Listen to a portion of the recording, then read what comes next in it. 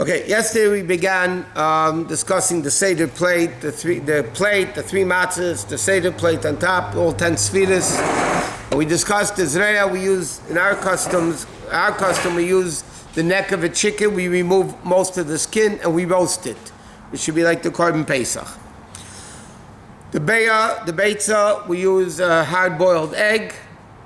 We mentioned yesterday that the Rebbe Dafke kept it in the shell and Dafke didn't crack it, but whatever. But some people peeled the egg, some people smashed the egg, that it should hold better. Whatever, it doesn't really matter. Now in the middle, we have, like I said, according to our results, chesed v'or tefes. So in the middle is the maror. Now maror, our custom is to use romaine lettuce and horseradish. Now, even though romaine lettuce seemingly is not bitter, but nevertheless, it's still preferred because the Gemara says the longer it stays in the ground, the more bitter it gets. Similar to the fact that the longer the Jews stayed in Mitzrayim, the worse the Golus became. Halachically, based on the Mishnah, lettuce, the Mishnah Pesachim says there's 5 species that are good for maror.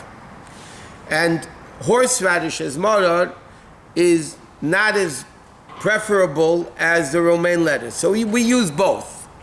We use romaine lettuce and the ground up horseradish. Obviously you can't buy it in the store, you need to. Now another interesting thing, so if you use romaine lettuce, you need to make sure it doesn't have bugs. You have to check it for bugs. Today there's a much bigger problems of bugs than there was 20 years ago, 25 years ago. Because thanks to our precious dear government, they banned most pesticides that taka work. They used to spray pesticides that taka killed all the bugs. So there wasn't bugs as common as they are today in all the new produce that they keep coming out, that there's bug issues. Because they banned all pesticides. Because if you use a pesticide for 1,000,000 years, 1,000,000 times a day, and then you might get cancer. You know what I mean? So therefore, in 1,000,000 years, yeah. So therefore, the lettuce has to be checked. Now, one of the ways that people check romaine lettuce, and this is very important, halacha, is they soak it in water with a little bit of salt. The problem, that's officially a good, now they have veggie washes, they have all these various different methods of checking for bugs. But years ago, they used to use salt. Now the problem is, there's a din that cooked maror is not kosher for maror. It has to be raw maror, not cooked. Now we learned, when we were learning the dinim of kitchen and stuff, that if something is soaked in water for 24 hours, it has a din of as if it's cooked. If it's salty water, after 18 minutes, it has a din as if it's cooked. So therefore, if you're soaking the romaine lettuce in water with salt in it, number one, don't put a lot of salt, because if it's very salty, the maror will cook in 18 minutes, and sometimes you just soak it and you forget about it, you get busy, you come back 2 hours later. And then that maror wouldn't be kosher if it's heavily salted. It wouldn't be kosher what? Some use vinegar. How about vinegar? The same concept. Same vinegar. Vinegar is also 18 minutes. Vinegar is also a common problem. Well, you can get Pesach vinegar. You could. What? It's not for the Seder. It's not a problem to leave it for longer than 18 minutes? No, if it's not for the Seder, it's not a problem. For maror, the mitzvah maror has to be not cooked. So therefore, and again, you have to make sure all these things should be done before Shabbos, especially this year, because the first night of Shabbos, you have the strictness of Shabbos yet involved in it. So you have to make sure you check the lettuce before Shabbos. You grind up the horseradish if you do before Shabbos. So even when it's irregular, okay. Now, then, so you have Zreya, he said, either some people use shank bone, then you have the egg, and then you have the maror. Then you have the charesis, the bottom right.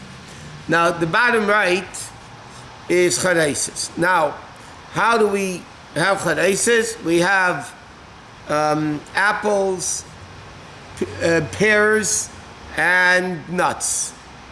Okay? Now, some people also used to use ginger and cinnamon. Some people still do in the charesis. But that the Rebbe writes in the Haggadah that our custom is we don't use ginger and cinnamon because it was years ago a chash of chametz on it. I'm not saying that but the Rebbe writes that we don't use ginger or cinnamon, so therefore we don't put it into the charesis either. The charesis basically is a mixture of, of a lot of different. It reminds us of the cement that the people, when they built the pyramid or whatever else they built, they used to use it looked like charesis. And then we said that you have to do it before Shabbos. When you mix it with wine before Shabbos, if you didn't, you have to do it with a shinui. So first you have the wine, then you add the charesis and whatever. Second day it's fine. Second day it's fine as long as you're going to be eating the charesis. Because you can only make things in Yom Tov if you're going to eat it. If you're not going to eat it. So like we said, if what happened when Shabbos began, you reminded yourself you didn't make salt water. You have to make very little salt water, only the amount your mom is going to use by the Seder. Otherwise you can't. What? Yeah, because there's a problem making salty things on Shabbos. Okay, now karpas. Karpas, in halacha it says you can use anything which is adama. So people use parsley. A lot of people do use different things. The Rebbe writes, our custom is to use onion or potato. Not raw potato, because raw potato is not adama. Raw potato is just shahako, because it's not the normal way of eating it. The Rebbe himself, by the Zedorim, would use onions. Would use onions for karpas. And again, the Rebbe writes either onions or or potato. Could you put more than one for regular karpas? Can you put both potato and onion? No, because you only use a little bit for when you get to karpas. We'll discuss. You only use a little bit. I know, but could it be on a Seder plate, or we shouldn't have? We don't. In fact, it's an interesting thing. When we eat the karpas, the whole discussion in halacha, so then the Seder plate is missing one thing. So in other places it says that when you take karpas, you put a bigger piece on the plate, but you only take off a little piece, and then you have still karpas on the plate. The Rebbe didn't. The Rebbe writes in the Haggadah that when you do karpas, that's it. So there's one thing missing on the Seder plate. For the rest of the Seder, yeah. Okay, but again, halachically, anything that's really adama is good to use for karpas. Okay, now in Shulchan Aruch it says like this: you have to start the Seder as soon as possible. in the time of Shulchan Aruch, they have iPads and electronic games. Kids would play with as marbles. The kids would play with nuts. Agazim, the filberts, that's what the kids would play with. So and they were very happy, by the way, playing with that stuff. They weren't bored, like today. Anyway, so it says in halacha that you give out, before Pesach, you give out the nuts and things like that to kids, pashut that they should realize it's different, and asman nishtano, and things like that. So through that, you get them, and also they should stay up. Okay. Another thing is, and the Rebbe used to do this also, even though the Rebbe did a lot of Sedorim, but it's brought down also from the Rabbeim, that before you do anything at the Seder, you look at the Haggadah to see what you're supposed to do. Like it says this, you look in the Haggadah, it says put the Zerah here, you put it here. You put the thing here, you put it here. And then before you're about to do any of the things of the Seder, you look in the Haggadah, that's what the Rebbe Rashab did, the Rebbe used to do that it should be, just looking at it before you, even though everybody knows by now how to actually conduct a Seder.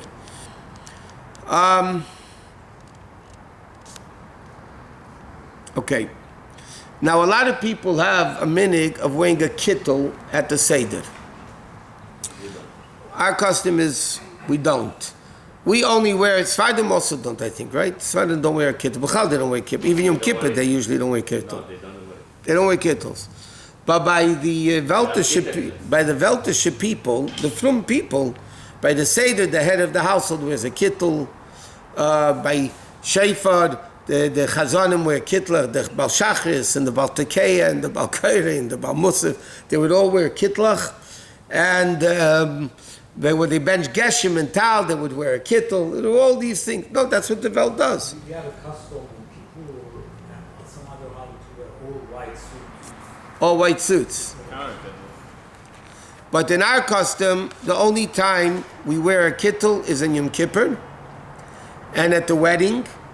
And in fact, it says that a chassan who got married that year and wore a kittel at the chuppah does not wear a kittel the kittel the first Yom Kippur after they get married, because it's a one-time a year thing, kittel, only on Yom Kippur.